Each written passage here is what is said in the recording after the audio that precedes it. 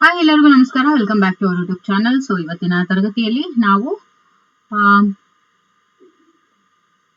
Value ಎಜುಕೇಶನ್ಗೆ ಸಂಬಂಧಿಸಿದಂತೆ, ಮೌಲ್ಯ ಶಿಕ್ಷಣಕ್ಕೆ ಸಂಬಂಧಿಸಿದಂತೆ ಮುಂದುವರೆದ ಭಾಗವನ್ನು ನೋಡ್ತಾ ಹೋಗೋಣ. ಈ ಟಾಪಿಕ್ ಬಂದು ಪ್ರಸ್ತುತ ಸನ್ನಿವೇಶದಲ್ಲಿ ಮೌಲ್ಯ ಶಿಕ್ಷಣ ಇದ್ರ ಬಗ್ಗೆ ಆಗಿರುತ್ತೆ. ಸೊ ಇಲ್ಲಿಯವರೆಗೂ ನಾವು ಮೌಲ್ಯ ಅಂದ್ರೆ ಏನು, ಮೌಲ್ಯಗಳ ವರ್ಗೀಕರಣದ ಬಗ್ಗೆ ನಾವು ನೋಡಿದ್ವಿ. ಸೊ ಈವರೆಗೆ ವಿಶ್ಲೇಷಿಸಿದ ಅಂಶಗಳನ್ನ ಗಮನಿಸಿದಾಗ ಉದ್ಭವಿಸುವ ಪ್ರಶ್ನೆ ಏನು, ಈವರೆಗೆ ಮೌಲ್ಯಗಳ ಅಭಾವವಿತ್ತೆ ಅಥವಾ ಅವುಗಳು ಗುರುತಿಸಲ್ಪಟ್ಟಿರ್ಲಿಲ್ವಾ ಅನ್ನುವಂಥದ್ದು. ಸೊ ಈಗಿನ ದಿನಗಳಲ್ಲಿ ಈ ವಿಚಾರಧಾರೆಯು ಹೆಚ್ಚಾಗಿ ಕಂಡು ಬರ್ತಾ ಇರುವಂತದ್ದು ಇಂದಿನ ಪ್ರಸ್ತುತತೆಯನ್ನ ಅದು ಎತ್ತಿ ಹಿಡಿದಿದೆ ಅಂತಾನೆ ಹೇಳ್ಬೋದು, ಹೌದಲ್ವಾ? ಜೀವನದಲ್ಲಿ ಯಾವುದೇ ಆದರ್ಶಗಳನ್ನ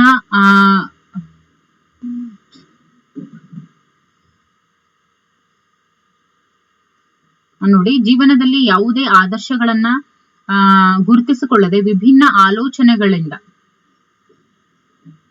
ವಿಭಿನ್ನ ಆಲೋಚನೆಗಳೊಂದಿಗೆ ತೊಯ್ದಾಡುತ್ತಿರುವಂತ ಅನೇಕ ವ್ಯಕ್ತಿಗಳು ನಮ್ಮ ಮಕ್ಕಳ ಮುಂದೆ ಆದರ್ಶ ಪುರುಷರಾಗಿ ಕಾಣಿಸ್ಕೊಳ್ತಾ ಇದ್ದಾರೆ, ಹೌದಲ್ವಾ?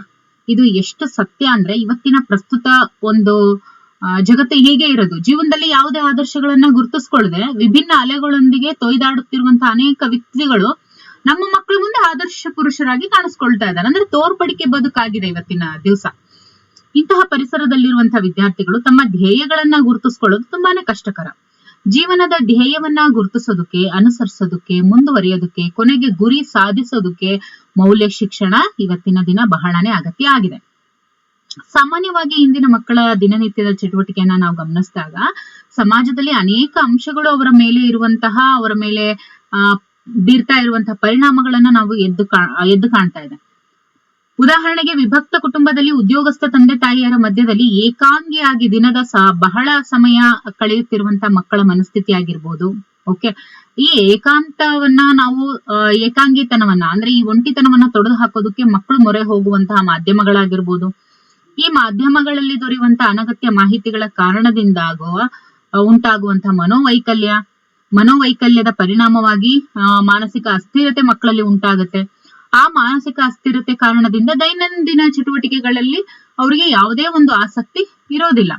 ಇನ್ನು ಅನಾಸಕ್ತಿಯ ಫಲವಾಗಿ ಅವರಿಗೆ ಜೀವನದಲ್ಲಿ ಸೋಲು ಉಂಟಾಗುತ್ತೆ. ಸೊ ಇಂತಹ ಏರುಪೇರುಗಳಲ್ಲಿ ಮನಸ್ಸಿನ ನಿಯಂತ್ರಣವನ್ನ ಕಾಪಾಡಿಕೊಳ್ಳೋದಕ್ಕೆ ಮೌಲ್ಯ ಶಿಕ್ಷಣ ಬಹಳಷ್ಟು ಪ್ರಸ್ತುತವಾಗಿದೆ ಅಂತ ಹೇಳ್ಬೋದು. ಮಕ್ಕಳು ತಮ್ಮ ಏಕಾಂಗಿತನವನ್ನ ಕಳೆಯೋದಕ್ಕೆ ಬಿಡುವಿನ ಸಮಯದಲ್ಲಿ ಕ್ರಿಯಾತ್ಮಕ ಚಟುವಟಿಕೆಗಳಲ್ಲಿ ಭಾಗವಹಿಸುವಂತದ್ದು, ಪುಸ್ತಕಗಳನ್ನ ಓದುವಂತ ಅಭ್ಯಾಸ ಬೆಳೆಸ್ಕೋಬೇಕು. ಅವರಿಗೆ ಅನುಕೂಲವಾದಂತ ವಾತಾವರಣವನ್ನ ಅದು ಕಲ್ಪಿಸ್ಕೊಡುತ್ತೆ ಅನ್ನೋ ವಿಷಯವನ್ನ ಪೋಷಕರು ಮತ್ತೆ ಶಿಕ್ಷಕರು ಅವಕಾಶ ಸಿಕ್ಕಾಗೆಲ್ಲ ನಾವು ಮಕ್ಕಳಿಗೆ ಹೇಳಬೇಕು. ಇಂಥ ಜೀವನ ಪರವಾದ ದೃಷ್ಟಿಕೋನವನ್ನ ಬೆಳೆಸ್ಕೊಳ್ಳೋದಕ್ಕೆ ಮೌಲ್ಯ ಶಿಕ್ಷಣ ಅನುವು ಮಾಡಿಕೊಡೋದ್ರಿಂದ ವಿದ್ಯಾರ್ಥಿಗಳಿಗೆ ಬಹಳ ಪ್ರಸ್ತುತವಾಗಿದೆ ಅನ್ನೋದು ಸ್ಪಷ್ಟವಾದ ವಿಷಯ. ಇನ್ನು ಮನಸ್ಸನ್ನ ಸಕ್ರಿಯವಾಗಿಸುವುದರ ಮೂಲಕ ದಿನನಿತ್ಯದ ಜೀವನವನ್ನ ಆಸಕ್ತಿಪೂರ್ಣವಾಗಿ ಮಾಡಿಕೊಳ್ಳುವ ಮೌಲ್ಯಗಳ ಪರಿಚಯ ಕೂಡ ನಮಗೆ ಬಹಳನೇ ಮುಖ್ಯ. ಇನ್ನು ಮನುಷ್ಯನು ತನ್ನ ಅಗತ್ಯವನ್ನ ಮೀರಿ ಇವತ್ತು ಅರಸ್ತಾ ಇದ್ದಾನೆ. ಅಂದ್ರೆ ಇಚ್ಛಿಸುವುದನ್ನ ಪಡೆಯೋದಕ್ಕೆ ಅನೇಕ ಮಾರ್ಗಗಳನ್ನ ಹುಡುಕ್ತಾ ಇದ್ದಾನೆ. ಈ ಹುಡುಕಾಟದಲ್ಲಿ ಅನೇಕ ವೇಳೆ ವಿವೇಕವನ್ನ ಕಳೆದುಕೊಂಡು ಕೇವಲ ತಾತ್ಕಾಲಿಕ ಸುಖ ಸಂತೋಷಗಳ ಬೆನ್ನು ಹತ್ತುತ್ತಾ ಇರೋದು ಇವತ್ತು ಕಂಡು ಬರ್ತಾ ಇದೆ. ಇನ್ನು ತಳುಕಿನ ಜನಜೀವನದ ಜಾಲದಲ್ಲಿ ಬೇಕು ಬೇಡಗಳನ್ನ ಸಾಧಿಸೋದಕ್ಕೆ ಅರ್ಥ ಸಂಪಾದನೆಯೊಂದನ್ನೇ ಧ್ಯೇಯವಾಗಿ ಮಾಡಿಕೊಂಡಿರುವುದು ಇವತ್ತು ಕಂಡು ಬರ್ತಾ ಇದೆ.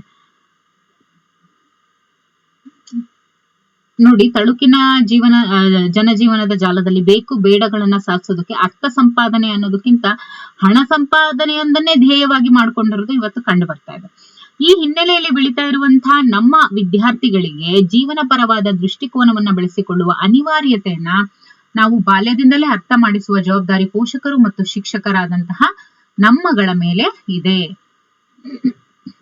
ಇನ್ನು ಪಠ್ಯ ವಿಷಯಗಳಲ್ಲಿ ಅರ್ಥಗತವಾಗಿರುವಂತಹ ಮೌಲ್ಯಗಳನ್ನ ನೋಡ್ತಾ ಹೋಗೋಣ. ಈಗ ನಲಿಕಲಿ ನೋಡಿ, 1 ರಿಂದ 3ನೇ ತರಗತಿವರೆಗೆ, ಎಷ್ಟನೇ ಕ್ಲಾಸಿಂದ 1 ರಿಂದ 3ನೇ ತರಗತಿವರೆಗೆ ನಲಿಕಲಿ ವಿಧಾನದಲ್ಲಿ ಚಟುವಟಿಕೆಯುಕ್ತ ಶಿಶು ಕೇಂದ್ರಿತ ಕಲಿಕಾ ಪದ್ಧತಿ ಜಾರಿಯಲ್ಲಿದೆ. ಇದರಲ್ಲಿ ಹಲವಾರು ಚಟುವಟಿಕೆಗಳನ್ನ ಕನ್ನಡ, ಗಣಿತ, ಪರಿಸರ ಅಧ್ಯಯನಗಳಲ್ಲಿ ಅಳವಡಿಸಿಕೊಳ್ಳಲಾಗಿದೆ. ಕಲಿಕೆಯ ಏಕತಾನತೆಯನ್ನ ಹೋಗಲಾಡಿಸೋದು, ಕಲಿಕೆಯನ್ನ ಸಂತಸದಾಯಕವಾಗಿಸೋದು, ಬಹುಹಂತ ಬಹುವರ್ಗದ ಕಲಿಕಾ ಪ್ರಕ್ರಿಯೆ ನಡೆಯುತ್ತಿರುತ್ತೆ. ಇನ್ನು ಸ್ವಕಲಿಕೆ ಪ್ರಧಾನ ಪಾತ್ರ ವಹಿಸುತ್ತೆ. ಹಲವಾರು ಚಟುವಟಿಕೆಗಳ ಪೈಕಿ ಹಾಡು ಚಟುವಟಿಕೆಯನ್ನ ಗಮನಿಸಿದಾಗ ಸಾಮೂಹಿಕವಾಗಿ ಭಾಗವಹಿಸುವುದನ್ನ ಅದು ಅಪೇಕ್ಷಿಸುತ್ತೆ. ಇದರ ಮೂಲಕ ಆರಿಸಿ ಅರ್ಥೈಸಿಕೊಂಡು ಪುನರುಚ್ಚರಿಸುತ್ತಾರೆ. ಇದರೊಂದಿಗೆ ಗುಂಪಿನಲ್ಲಿ ಬೆರೆಯುವ, ಎಲ್ಲರೊಂದಿಗೆ ಬೆರೆಯುವ, ಹಾಡುವ, ಕುಣಿಯುವ ಸಾಮರ್ಥ್ಯ ಅದು ಬೆಳೆಸುತ್ತೆ. ಹಾಡಿನಲ್ಲಿ ಇರುವಂತಹ ಸಾಂಸ್ಕೃತಿಕ ಮೌಲ್ಯವನ್ನ ಮೆಚ್ಚುತ್ತಾರೆ. ಹಾಡನ್ನ ಇತರರು ಹೇಳಿಕೊಡುವಾಗ ಅವರನ್ನ ಗೌರವಿಸ್ತಾರೆ, ಸಹಕಾರ ನೀಡ್ತಾರೆ. ಇತರರು ಕುಣಿಯುವಾಗ ಕಾಲು ತುಳಿತಕ್ಕೆ ಒಳಗಾದ್ರೆ ಅನುಕಂಪ ತೋರಿಸ್ತಾರೆ. ಧೈರ್ಯವಾಗಿ ಚಟುವಟಿಕೆಗಳಲ್ಲಿ ಪಾಲ್ಗೊಳ್ತಾರೆ. ಸೌಜನ್ಯಯುತವಾಗಿ ವರ್ತಿಸ್ತಾರೆ. ಹಾಡಿನ ಸಾಲಿನ ಬಗ್ಗೆ ಕುತೂಹಲ ಹೊಂದಿರ್ತಾರೆ. ಶಿಸ್ತಿನಿಂದ ಪಾಲ್ಗೊಳ್ತಾರೆ. ಸಹನಾಶೀಲರಾಗಿ ಇರ್ತಾರೆ. ಎಲ್ಲರೂ ಭಾಗವಹಿಸುತ್ತಾ ಅಸ್ಪೃಶ್ಯತೆಯನ್ನ ದೂರವಾಗಿ ಇರಿಸ್ತಾರೆ. ಸಮಾನ ಭಾವನೆ ಹೊಂದುತ್ತಾರೆ. ಗುಂಪಿನಲ್ಲಿ ಸ್ನೇಹಪರತೆ ಹೊಂದುತ್ತಾರೆ. ಆಮೇಲೆ ಸ್ವತಂತ್ರವಾಗಿ ಬರೀತಾರೆ. ಹಾಡನ್ನ ಹಾಡಿಸಿದ ಅಥವಾ ಹೇಳಿಕೊಟ್ಟ ಗುರುಗಳಿಗೆ, ಸಹವರ್ತಿಗಳಿಗೆ ಕೃತಜ್ಞತೆಯನ್ನ ತೋರಿಸ್ತಾರೆ. ಎಲ್ಲರೂ ಐಕ್ಯತೆಯನ್ನ ಪ್ರದರ್ಶಿಸ್ತಾರೆ. ಒಬ್ಬ ಮಾತನಾಡ್ತಾ ಇರ್ಬೇಕಾದ್ರೆ ಮಧ್ಯೆ ಬಾಯಿ ಹಾಕದೆ ಶಾಂತಿಯುತವಾಗಿ ಹಾಗೂ ಸರದಿಗಾಗಿ ಕಾಯ್ತಾರೆ. ಚಟುವಟಿಕೆಗಳಲ್ಲಿ ಪಾಲ್ಗೊಳ್ಳುವುದರ ಮೂಲಕ ಸಮಯದ ಸದ್ಬಳಕೆಯನ್ನ ಮಾಡ್ಕೊಳ್ತಾರೆ. ನಾನು ಹಾಡಬಲ್ಲೆ ಎನ್ನುವಂತಹ ಆತ್ಮವಿಶ್ವಾಸವನ್ನು ಕೂಡ ಅಲ್ಲಿ ಬೆಳೆಸ್ಕೊಳ್ತಾರೆ.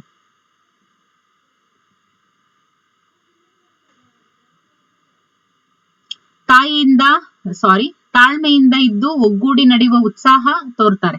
ಆ ಮೂಲಕ ಸಾಮಾಜಿಕ ಹೊಣೆಗಾರಿಕೆಯನ್ನ ಮೆರೀತಾರೆ. ಹೀಗೆ ಒಂದು ಚಟುವಟಿಕೆಯಲ್ಲಿ ಹಲವು ಮೌಲ್ಯಗಳು ಅಂತರ್ಗತವಾಗಿರೋದನ್ನ ಗಮನಿಸಬೇಕಾಗಿದೆ. ಹಾಗೇನೆ ಶಿಕ್ಷಕರು ಅವುಗಳನ್ನ ಸಂದರ್ಭೋಚಿತವಾಗಿ ನೆನಪಿಸುವ ಕಾರ್ಯವನ್ನು ಕೂಡ ಪ್ರಾಮಾಣಿಕವಾಗಿ ಮಾಡಬೇಕಾಗಿದೆ. ಸೊ ಇನ್ನು ಎರಡನೇದು ಭಾಷೆಯ ನಂತರ ಗಣಿತ ನಂತರ ಪರಿಸರ ವಿಜ್ಞಾನ, ಅದಾದ ನಂತರ ಸಮಾಜ ವಿಜ್ಞಾನ. ಓಕೆ, ಭಾಷೆ ಅಂತ ನೋಡಿದಾಗ ನೋಡಿ, ವ್ಯಕ್ತಿಯು ತನ್ನ ಭಾವನೆಯನ್ನ ಅಭಿವ್ಯಕ್ತಿಸುವ ಮಾಧ್ಯಮವನ್ನೇ ನಾವು ಭಾಷೆ ಅಂತ ಕರಿತೀವಿ. ಇಲ್ಲಿ ನೋಡಿ, ಕಿರಿಯ ಪ್ರಾಥಮಿಕ ಹಂತದಲ್ಲಿ 2 ಭಾಷೆಗಳನ್ನ, ಹಿರಿಯ ಪ್ರಾಥಮಿಕ ಹಂತಗಳಲ್ಲಿ ನಾವು 3 ಭಾಷೆಗಳನ್ನ ವಿದ್ಯಾರ್ಥಿಯು ಅಧ್ಯಯನ ಮಾಡಬೇಕಾಗಿರುತ್ತೆ. ಭಾಷಾ ಕಲಿಕೆ ಪ್ರಕ್ರಿಯೆಯ ಮೊದಲ ಆದ್ಯತೆಯ ಸಂವಹನ, ಕಮ್ಯುನಿಕೇಟ್ ಮಾಡಬೇಕು. ಪ್ರತಿ ಭಾಷೆಯ ವಿವಿಧ ಪ್ರಕಾರಗಳಾಗಿರುವಂತಹ ಪದ್ಯ, ಗದ್ಯ, ಕಥೆ, ಕವನ, ಲೇಖನ, ಪ್ರಬಂಧ ಇವುಗಳೆಲ್ಲವನ್ನು ಕೂಡ ಮಕ್ಕಳು ಅಭ್ಯಾಸ ಮಾಡ್ತಾ ಹೋಗ್ತಾರೆ. ಇದ್ರ ಮೂಲಕ ಹಲವಾರು ಮೌಲ್ಯಗಳನ್ನ ಇವರು ಪರಿಪಾಲಿಸ್ತಾರೆ. ಭಾಷೆಯ ಬಗ್ಗೆ ಗೌರವ, ಅಭಿಮಾನ ಕೊಡ್ತಾರೆ. ಓದಿದ ಸಾಹಿತ್ಯದ ಸಾಂಸ್ಕೃತಿಕ ಮೌಲ್ಯ ಮೆಚ್ಚುತ್ತಾರೆ. ಭಾಷೆಯ ಬೆಳವಣಿಗೆ ಬಗ್ಗೆ ತಮ್ಮ ಕರ್ತವ್ಯವನ್ನ ಅರಿತುಕೊಳ್ತಾರೆ. ಪರಂಪರೆಯನ್ನ ಗೌರವಿಸ್ತಾರೆ. ಭಾಷೆಯ ಮೂಲಕ ಅಭಿವ್ಯಕ್ತಿಸಲ್ಪಡುವಂತಹ ಸಿದ್ಧಾಂತವನ್ನ ವಿಶ್ವಾಸಕ್ಕೆ ತೆಗೆದುಕೊಳ್ತಾರೆ. ಭಾಷೆಯನ್ನ ಶ್ರೀಮಂತಗೊಳಿಸಿದವರನ್ನ ಕೃತಜ್ಞತಾ ಭಾವದಿಂದ ಸ್ಮರಿಸ್ತಾರೆ. ವಿದ್ಯಾವಂತರು ಸಭ್ಯ ಭಾಷಿಕರಾಗುತ್ತಾರೆ. ಇತರ ಭಾಷೆಯನ್ನ ಸಮಾನ ಗೌರವದಿಂದ ನೋಡ್ತಾರೆ. ಇದರೊಂದಿಗೆ ಸಹಿಷ್ಣುತೆಯನ್ನ ರೂಢಿಸಿಕೊಳ್ತಾರೆ. ನೆಲ, ಜಲ, ಭಾಷೆಯ ವಿಚಾರ ಬಂದಾಗ ಉಳಿವಿಗಾಗಿ ಕಾರ್ಯತತ್ಪರರಾಗ್ತಾರೆ. ಐಕ್ಯತೆಯನ್ನ ಪ್ರದರ್ಶಿಸ್ತಾರೆ. ಭಾಷೆಯ ಉಳಿವಿಗಾಗಿ ಮುಂದಾಳತ್ವ ವಹಿಸ್ತಾರೆ. ಬಿಡುವಿನ ವೇಳೆಯಲ್ಲಿ ಸಾಹಿತ್ಯ ಅಧ್ಯಯನದಲ್ಲಿ ತೊಡಗಿ ಸಮಯದ ಸದ್ಬಳಕೆ ಮಾಡ್ತಾರೆ. ಅನೇಕ ಗ್ರಂಥಗಳ ಅಧ್ಯಯನ ಮಾಡುತ್ತಾ ಜ್ಞಾನದಾಹ ತೀರಿಸಿಕೊಳ್ತಾರೆ. ಶುದ್ಧವಾದ ಭಾಷೆಯನ್ನ ಬಳಸ್ತಾರೆ. ಭಾಷೆಯ ವಿವಿಧ ವ್ಯಾಕರಣಾಂಶಗಳನ್ನ ತಿಳ್ಕೊಂಡು ಸಂಪನ್ಮೂಲ ಭರಿತರಾಗ್ತಾರೆ. ಆತ್ಮಗೌರವವನ್ನ ಹೆಚ್ಚಿಸಿಕೊಳ್ತಾರೆ. ಸ್ವ ಅಧ್ಯಯನದಲ್ಲಿ ತೊಡಗುತ್ತಾರೆ. ನಮ್ಮ ಸುತ್ತಮುತ್ತಲ ಇತರ ಭಾಷಿಕರೊಂದಿಗೆ ಸಹಬಾಳ್ವೆಯನ್ನ ನಡೆಸ್ತಾರೆ. ಎಲ್ಲಾ ಭಾಷೆಗಳನ್ನು ಗೌರವಿಸ್ತಾರೆ. ಒಗ್ಗೂಡಿ ನಡೆಯುವಂತ ಉತ್ಸಾಹವನ್ನ ತೋರಿಸ್ತಾರೆ. ವಿಶ್ವ ಪ್ರೇಮವನ್ನ ಬೆಳೆಸ್ಕೊಳ್ತಾರೆ. ಭಾಷೆಯು ಜನಜೀವನದ ಜೀವಾಳ, ಬದುಕಿನ ಅಲೆ, ಸ್ಫೂರ್ತಿಯ ಸೆಲೆ. ಆ ಮೂಲಕ ಉದಾತ್ತ ಆದರ್ಶ ಮೌಲ್ಯಗಳು ಒಗ್ಗೂಡುತ್ತವೆ, ಮೈಗೂಡುತ್ತವೆ, ಒಟ್ಟಾಗಿ ಸೇರ್ಕೊಳ್ತವೆ ಅಂತ ಹೇಳ್ಬೋದು. ಇನ್ನು ಗಣಿತ ಅಂತ ಬಂದಾಗ ನೋಡಿ, ಇಲ್ಲಿ ಓದುವುದು, ಬರೆಯುವುದು, ಸರಳ ಲೆಕ್ಕಾಚಾರದ ಶಿಕ್ಷಣದ ಮೂಲ ಆಶಯ ಇದಾಗಿರುತ್ತೆ. ಗಣಿತ ಕಲಿಕೆಯು ಕಲಿಕಾರ್ಥಿಗಳಲ್ಲಿ ದೈನಂದಿನ ಸಮಸ್ಯೆಗಳನ್ನ ಪರಿಹರಿಸುವ ಧೈರ್ಯವನ್ನ ಮೂಡಿಸುತ್ತೆ. ಹಂತ ಹಂತವಾಗಿ ಸಮಸ್ಯೆ ಪರಿಹಾರ ಮಾಡದಂತೆ ಕುತೂಹಲ ಕೂಡ ಹೆಚ್ಚುತ್ತಾ ಹೋಗುತ್ತೆ. ಅಲ್ಲಿ ಸಮಯದ ಸದ್ಬಳಕೆ ಮಾಡಿಕೊಳ್ಳುವುದಕ್ಕೆ ಪ್ರೇರೇಪಿಸುತ್ತೆ. ಸಮಯ ಪಾಲನೆಯನ್ನ ನಿಖರವಾಗಿ ಮಾಡಿಸುತ್ತೆ. ತಾನೇ ಸಮಸ್ಯೆಯನ್ನು ಪರಿಹರಿಸಿಕೊಳ್ಳುತ್ತಾ ಪ್ರಾಮಾಣಿಕತೆಯನ್ನ ಹುರಿದುಂಬಿಸುತ್ತೆ. ಹಣ, ದೂರ, ಗಾತ್ರ ಇತ್ಯಾದಿಗಳಲ್ಲಿ ಪ್ರಾಮಾಣಿಕತೆಯನ್ನ ಮೂಡಿಸುತ್ತೆ. ಗಣಿತದ ಅಧ್ಯಾಪಕರು ಶಿಸ್ತಿನ ಜೀವನದಲ್ಲಿ, ಸಮಾಜದಲ್ಲಿ ವಿಶೇಷ ಗೌರವ ಪಡೆಯುವುದರೊಂದಿಗೆ ಆತ್ಮಗೌರವ ಬೆಳೆಸ್ಕೊಳ್ತಾರೆ. ಅಂಕಗಣಿತ, ಬೀಜಗಣಿತ, ರೇಖಾಗಣಿತ ಸಮಗ್ರ ಅಧ್ಯಯನದೊಂದಿಗೆ ಚಿಕಿತ್ಸಕ ಬುದ್ಧಿ ಕೂಡ ಉಂಟಾಗತ್ತೆ. ಇನ್ನು ವಿಜ್ಞಾನ ಪರಿಸರ ಅಧ್ಯಯನ ನೋಡಿ, ಆಧುನಿಕ ಯುಗ ವಿಜ್ಞಾನ ತಂತ್ರಜ್ಞಾನದ ಯುಗ ಅಂತ ಹೇಳ್ತೀವಿ. ಇವತ್ತಿನ ಆವಿಷ್ಕಾರ ನಾಳೆ ಹಳೆದಾಗ್ಬಿಡುತ್ತೆ. ನಾಗರಿಕತೆ ನಾಗಾಲೋಟದಿಂದ ಮುಂದುವರಿಯುತ್ತೆ. ಇನ್ನು ಜನಜೀವನವು ತ್ವರಿತಗತಿಯಲ್ಲಿ ಬದಲಾವಣೆಗೆ ಒಳಪಡ್ತಾ ಇದೆ. ಪರಿಸರ ಅಧ್ಯಯನ ಮತ್ತೆ ವಿಜ್ಞಾನ ಕಲಿಕೆ ಏನಿದೆ, ಮಗುವಿನಲ್ಲಿ ಹಲವಾರು ಮೌಲ್ಯಗಳನ್ನ ಇದು ರೂಢಿಸ್ತಾ ಇದೆ. ವಿಜ್ಞಾನದ ಸಮಗ್ರ ಕಲಿಕೆ ಮಗುವಿನ ಅಂಧಶ್ರದ್ಧೆಯನ್ನ ದೂರಾಗಿಸಿ ಮೂಢನಂಬಿಕೆ, ಅಸ್ಪೃಶ್ಯತೆಯನ್ನ ಆಚರಿಸದಿರುವಂತೆ ಮಾಡುವಂತದ್ದು, ನೈರ್ಮಲ್ಯವನ್ನ ಒತ್ತಿ ಹೇಳುವಂತದ್ದು, ಸರ್ವರ ಹಿತವೇ ವಿಜ್ಞಾನದ ಜೀವಾಳ ಅಂತ ಹೇಳ್ಕೊಡ್ತಾ ಇದೆ. ವೈಜ್ಞಾನಿಕ ಅನ್ವೇಷಣೆಗಳು ಕುತೂಹಲದ ಆಗರವಾಗಿದೆ. ಹೊಸ ಹುಡುಕಾಟವು ಕುತೂಹಲವನ್ನ ಉಂಟು ಮಾಡ್ತಾ ಇದೆ.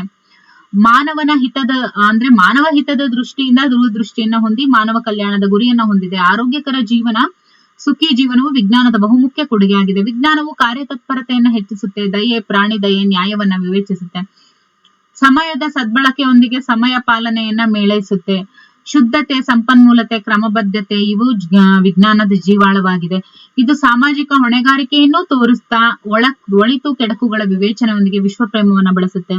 ವಿಜ್ಞಾನವು ಸಾರ್ವತ್ರಿಕ ಸತ್ಯವನ್ನ ತಿಳಿಸುತ್ತೆ.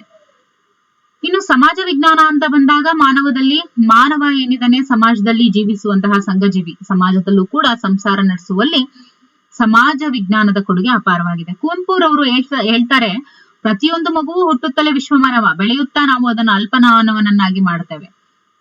ಸೊ ಮತ್ತೆ ನಾವು ವಿಶ್ವಮಾನವನನ್ನಾಗಿ ಮಾಡುವುದೇ ವಿದ್ಯೆಯ ಕರ್ತವ್ಯವಾಗಬೇಕು ಅಂತ ಹೇಳಿದ್ದಾರೆ. ಸೊ ಹಾಗೆ ಮಗುವನ್ನ ವಿಶ್ವಮಾನವನನ್ನಾಗಿ ಮಾಡುವ ಬಹುದೊಡ್ಡ ಹೊಣೆಗಾರಿಕೆಯನ್ನ ಸಮಾಜ ಹೊರುತ್ತೆ. ಪರಿಸರ ಅಧ್ಯಯನ ಮತ್ತು ಸಮಾಜ ವಿಜ್ಞಾನವು ಚರಿತ್ರೆ, ಭೂಗೋಳ, ಪೌರನೀತಿ, ಅರ್ಥಶಾಸ್ತ್ರ, ವ್ಯವಹಾರ ಶಾಸ್ತ್ರ ಇವುಗಳನ್ನ ಒಳಗೊಂಡಿದೆ. ಅಂತೆಯೇ ಇದು ಎಲ್ಲಾ ಮೌಲ್ಯಗಳ ತನ್ನೊಳಗೆ ಅಂತರ್ಗತವಾಗಿಸಿಕೊಂಡಿದೆ. ಇದನ್ನ ಸಂದರ್ಭೋಚಿತವಾಗಿ ತಿಳಿಸುವ ಜವಾಬ್ದಾರಿ ನಮ್ಮ ಮೇಲಿದೆ ಅಂತ ಹೇಳ್ಬೋದು. ಓಕೆ, ಇಲ್ಲಿ ಚಿಂತಿಸಿ ಅಂತ ಹೇಳಿ ಒಂದು ಕೊಟ್ಟಿದ್ದಾರೆ, ನೋಡೋಣ. ಮೌಲ್ಯಗಳು ಇತರ ವಿಷಯಗಳಲ್ಲಿ ಅಂತರ್ಗತವಾಗಿರುವುದನ್ನ ಗುರುತಿಸಿ ಸಮರ್ಪಕವಾಗಿ ಮಕ್ಕಳಿಗೆ ತಲುಪಿಸುವಲ್ಲಿ ನೀವು ರೂಪಿಸಬಹುದಾದ ಚಟುವಟಿಕೆಗಳು. ನೋಡಿ, ಇವೆಲ್ಲವೂ ಕೂಡ ಅಥೆಂಟಿಕ್ ಬುಕ್ಸ್ ಆಗಿರುತ್ತೆ. ಸೊ ದಯವಿಟ್ಟು ಇದರ ಒಂದು ಸದುಪಯೋಗವನ್ನ ಪಡ್ಕೊಳ್ಳಿ, ಅದು ನಿಮಗೆ ಹೆಲ್ಪ್ ಆಗೋದು. ಓಕೆ, ಸುಮ್ನೆ ತಗೊಂಡ್ ಬಂದು ನಾವ್ ಇದನ್ನ ಎಲ್ಲ ಏನಕ್ಕೆ ಹೇಳ್ಬೇಕು? ಈಗೇನ್ ನೋಟಿಫಿಕೇಶನ್ ಆಗುತ್ತೆ ಅವಾಗ ನೀವು ಇದನ್ನೆಲ್ಲ ಓದ್ಕೊಂಡಿದ್ರೆ ನೀವು ಡೈರೆಕ್ಟ್ MCQs ನ ಸಾಲ್ವ್ ಮಾಡೋದಕ್ಕೆ ಇದು ನಿಮಗೆ ಆ MCQs ನ ಅನಾಲಿಸಿಸ್ ಮಾಡೋದಕ್ಕೆ ನಿಮಗೆ ಇದು ಹೆಲ್ಪ್ ಆಗುತ್ತೆ. ಓಕೆ, ಸೊ ಇನ್ನು ಒಂದು ಕ್ಲಾಸ್ ಆದ್ರೆ ಈ ಒಂದು ವ್ಯಾಲ್ಯೂ ಎಜುಕೇಶನ್ ಕಂಪ್ಲೀಟ್ ಆಗುತ್ತೆ. ಇನ್ನೂ ಒಂದು ನೋಟ್ಸ್ ಇದೆ, ಅದನ್ನು ಕೂಡ ನಾವು ಪ್ರಸ್ತುತಪಡಿಸ್ತೀವಿ. ಸೊ ಇದರ ಉಪಯೋಗವನ್ನ ಪಡ್ಕೊಳ್ಳಿ ಅಂತ ಹೇಳ್ತಾ, ಸೊ ಇದನ್ನ ನೋಡಿದ್ದಕ್ಕಾಗಿ ತುಂಬಾನೇ ಧನ್ಯವಾದಗಳು. ಮುಂದಿನ ಒಂದು ಕ್ಲಾಸ್ ಅಲ್ಲಿ ಭೇಟಿಯಾಗೋಣ. Thank you.